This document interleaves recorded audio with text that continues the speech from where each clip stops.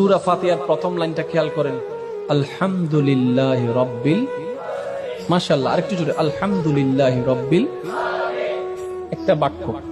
এরপরের বাক্যটা একটু খেয়াল করেন, আর রহমানির রহিম।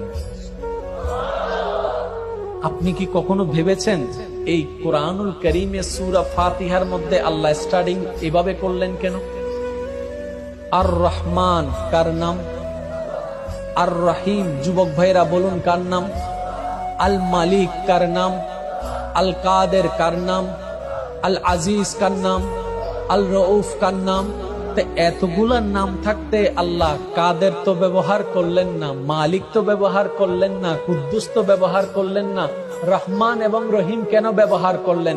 রব্বে করিম কোরআনের শুরুতে ফাতিহার ভূমিকায় আল্লাহ পাক সমস্ত বান্দাদের মাইন্ডে একটা কথা বসাই দিতে চেয়েছেন,